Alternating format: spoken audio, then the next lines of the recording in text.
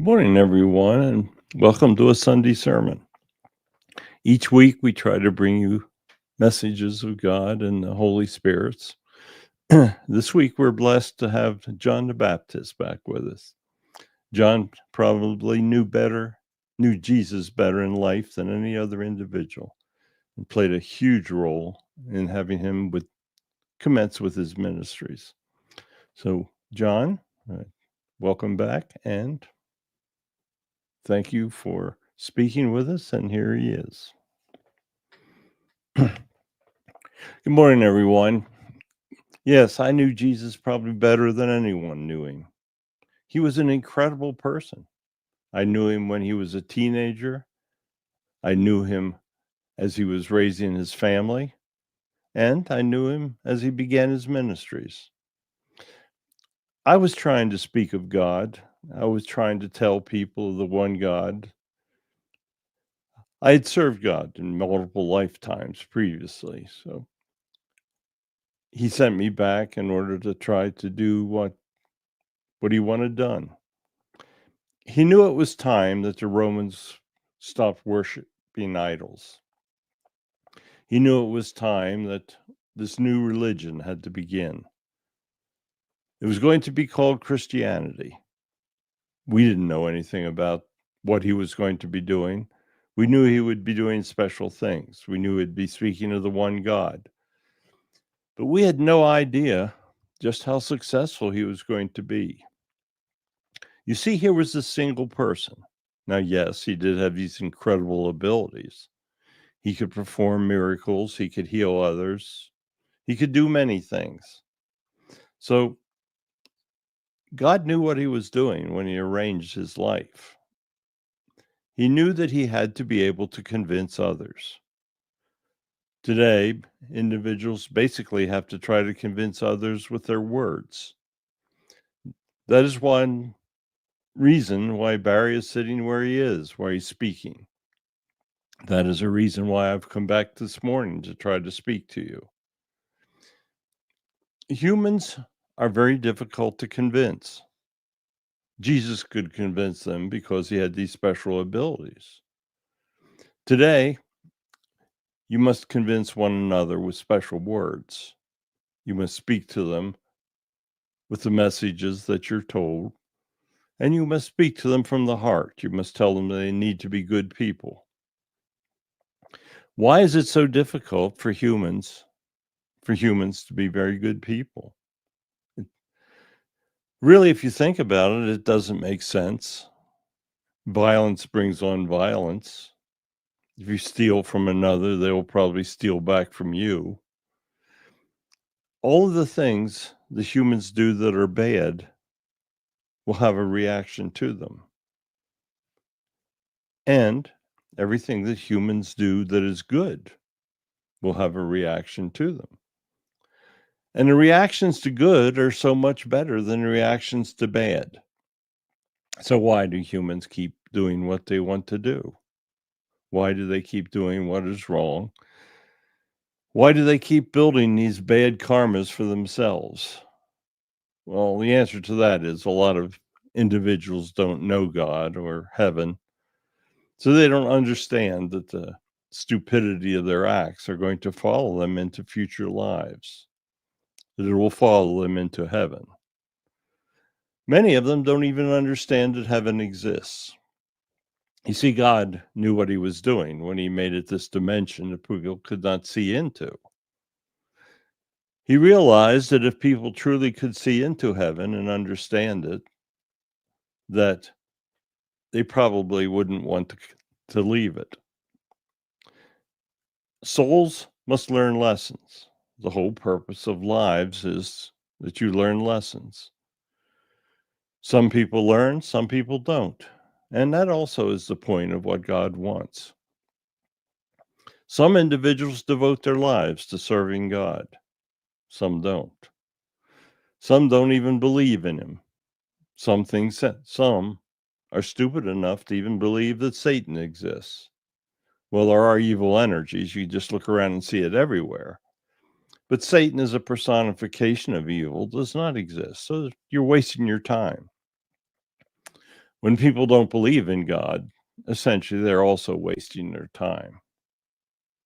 If you don't believe in Him, then you're not trying to pursue a better life. You may think that pursuing money is the answer, but it's not. Humans live a very short period of time. Your soul lives for billions of years. So you should take advantage of every second that you have in a human life. It's going to end. Mine ended a little more abruptly than what I thought it was going to do.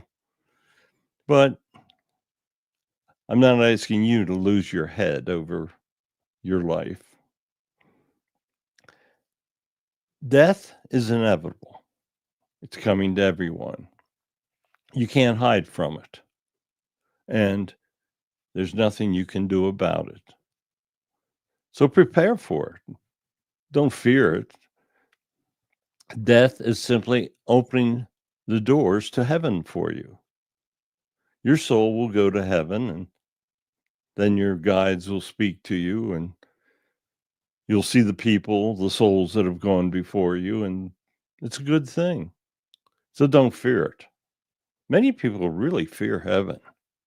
Many people fear death, and maybe they have a good reason.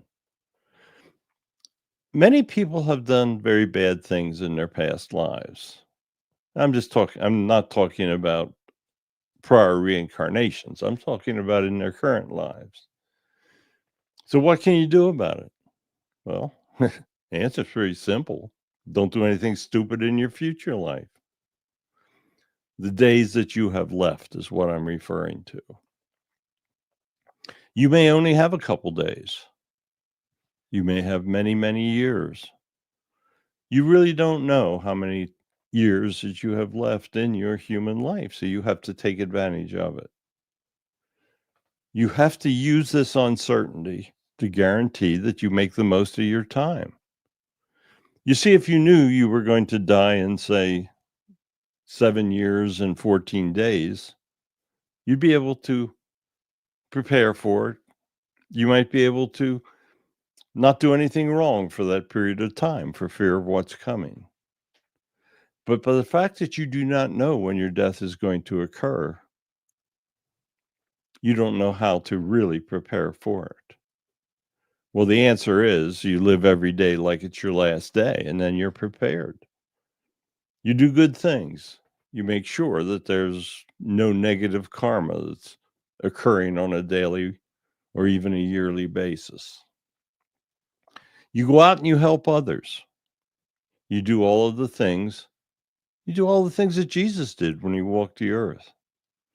He amazed me. In life, he was this unbelievable person. He had incredible energy, and he was always looking for someone to help. A beggar in the streets he would turn to and speak with. He would let that person know that that individual was important in Jesus' eyes.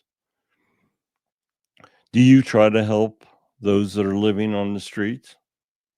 There are many, many people that cannot afford to pay their bills today and have lost their homes, lose their families. They're not there because they want to be there. They would much rather be in a comfortable home with their loved ones.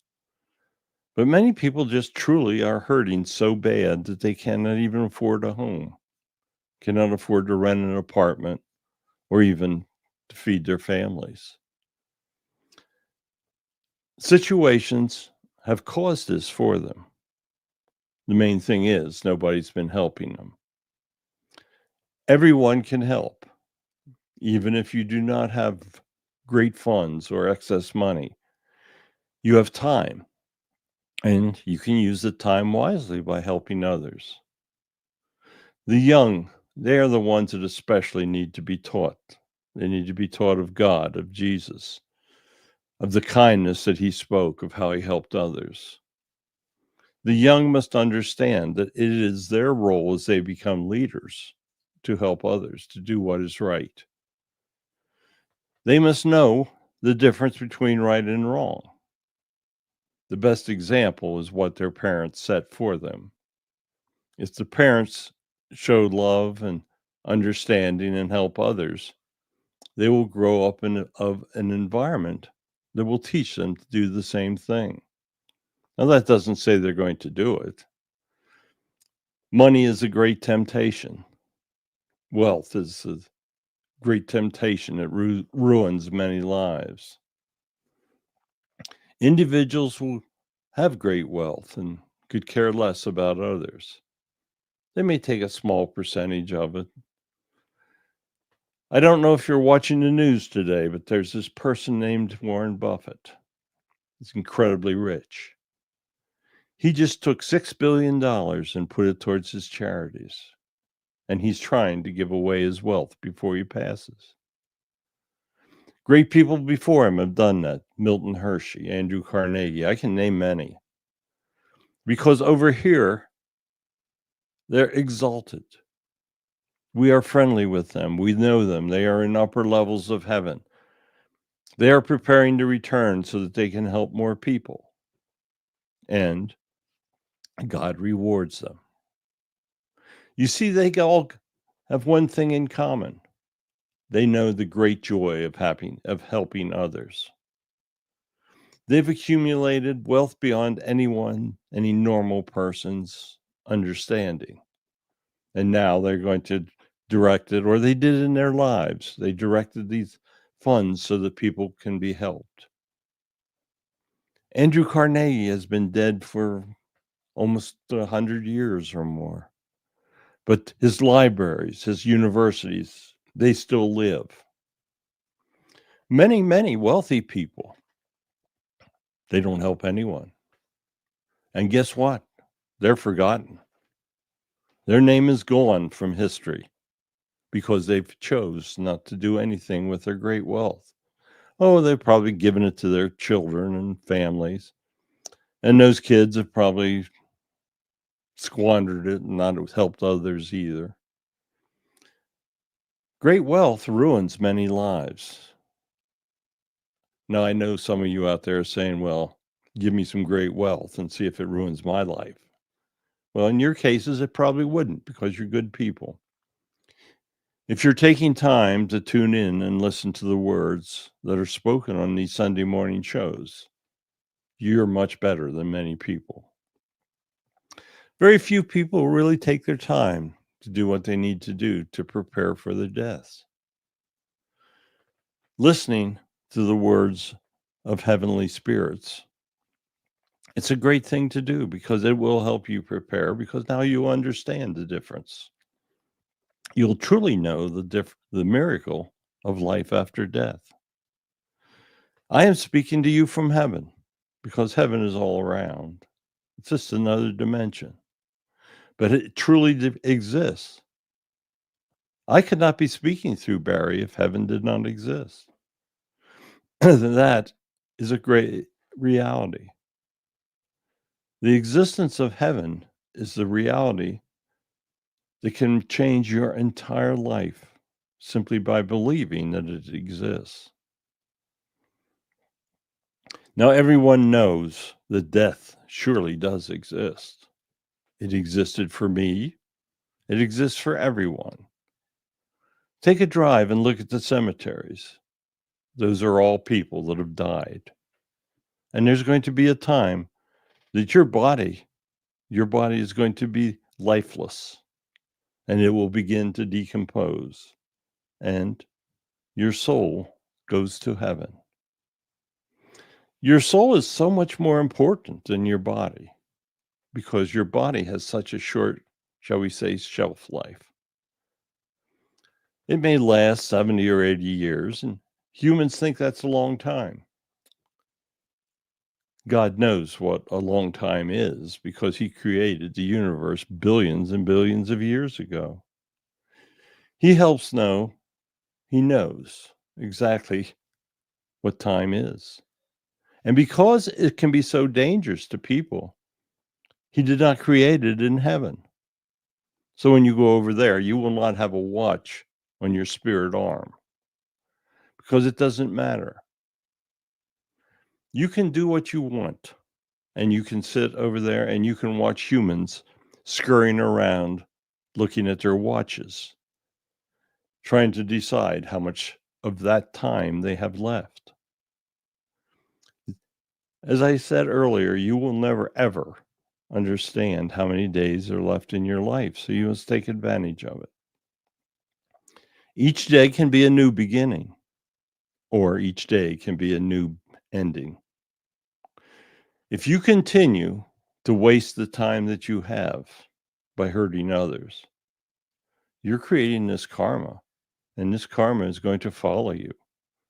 It will follow you to heaven, or you'll be judged, and then it will follow you in your future lives. Now, I know there's many people out there that do not believe in reincarnation. The churches did not want you to believe in reincarnation because they wanted you to think that you had one shot at going to heaven. And that shot of going to heaven only passed through their church. And whether you went or not depended on how much money you put in the plate when they passed it to you. But that's true. That's a lie. You're going to heaven. Every individual does. And you do not have to rely on anyone except yourself, because you are the ones that makes the decisions on how you will be treated when you arrive to your eternal home. You have to think of these lives that you lived like maybe taking a vacation. Now, no one really wants to take a vacation from heaven because it's so much better. But you have these short periods of times to learn your lessons, to advance, to do all the things that you need to do so that your soul has a better life, a better eternal life in heaven. Why would you question that? Well, many people are stupid. I used that word several times to get your attention today. Because those of you that are listening, you're the bright ones, you're the smart ones, you're the intelligent ones, because you know that heaven exists, you know God exists, you know Jesus walked the earth, and you know you're hearing the true words as I'm speaking them. Jesus actually asked me to come back today and speak. Believe it or not, he told Barry and Connie at the same time that I wanted to speak today. The power of God is amazing. The power of God is beyond anything that you can ever comprehend. But the simplicity of his messages are so simple that everyone can understand them. Don't do anything to anyone you don't want done to yourself. You've probably only heard that 1,000 times or so. And I know that those of you who are listening are paying attention to it. But there are billions of people out there that pay no attention to the common sense of that message. You see, all religions were founded on that message. All religions were founded on the concept of love of the one God. And that God only wants nonviolence, he wants love, he wants you to help. Yes, some religions have taken what God wants of him and has distorted it. There's no single writing of a religion that tells all the truth of the words of the leaders that spoke them. The truth is so simple. Why does it take thousands of pages to explain something so simple as the words that my friend Jesus spoke, of the words that Muhammad spoke, of Buddha, of the great leaders of the Hindu faith? These individuals spoke very simple. They tried to help. They dedicated their lives to trying to help those around them, their friends. They even tried to help people that hated them. Jesus tried to help people that hated him. Sometimes the hate would fade, but sometimes it didn't. He was put to death by members of a religion. Think about that. Members of a religion put together a group of individuals that killed God. Oh, they didn't kill God. He was He was just waiting for it so he could resurrect, because he wanted everybody to know the true strength. But the loss of Jesus, that was an incredible loss for mankind. Do not lose his true teachings. He's making them available to you. The true teachings of Jesus are so simple that anyone can remember them and know what they are. It's common sense. If you can remember common sense, you can help your soul in its eternal journey, towards rising in the realms of heaven. We all still serve God. We are in the upper realms of heaven because he trusts us. He sends us back to speak his words, and he knows that we will do our best. He asks that of everyone. And if you do it, you can join us.